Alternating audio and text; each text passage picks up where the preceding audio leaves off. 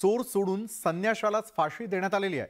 नेमकं परिवहन विभागानं काय केलं पाहूयात। कोणाच्या खांद्यावर कोणाचे ओझे। अगदी या गाण्यातल्या सारखी परिस्थिती माधव नावाडे यांची झाली आहे। खांद्यावर कोणाचे ओझे, कोणाचे ओझे। निलंग्यात शिक्षक असलेले माधव नावाडे यांच्याकडे 4 चाकी म्हणजे कार आहे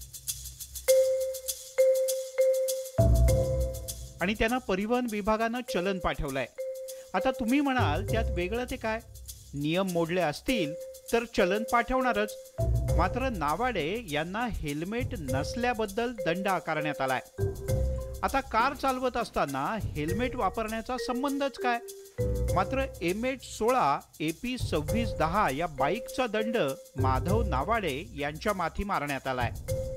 त्या गाडीचा नंबर आहे MH46 AP 2610 आणि मला फाईन आलाय मोटरसायकलचा। त्या पण गाडीचा नंबर आहे MH16 AP 2610, नंबर सेम आहे, पण झाले कसं फक्त जिल्हा पासिंग वेगळा आहे। त्याचा 16 आहे आणि माझा 46 आहे आणि माझी गाडी लातूर RTO ऑफिसला जमा आहे, म्हणजे लातूर पासिंगला आहे गाडीचे। परिवहन विभागाच्याकडून कार चालकाला बाईकचा फोटो असलेलं चलन पाठवलं जातं।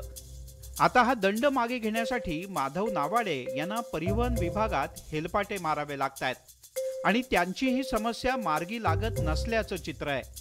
तुमच्या फाईनमुळे मला खूप त्रास होतोय। प्रत्येक वेळी मी RTO ऑफिसला पण 2-3 वेळेस गेलेला आहे। त्याने म्हणतात पनवेलला जावा, पनवेलला जायला मला परवडणार नाही आहे ते। तर माझी एवढीच विनंती आहे, जे कोणी अधिकारी असतील त्यांनी माझं हे फाईनचं काय आहे ते व्यवस्थितपणे मला न्याय द्यावा। चलन पाठवण्यासाठी तत्पर असलेला परिवहन विभाग त्याच तत्परतेनं चूक मात्र मान्य करताना दिसत नाही।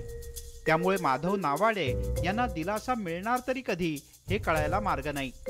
नितीन बनसोडे, न्यूज 18 लोकमत, लातूर। कोणाच्या खांद्या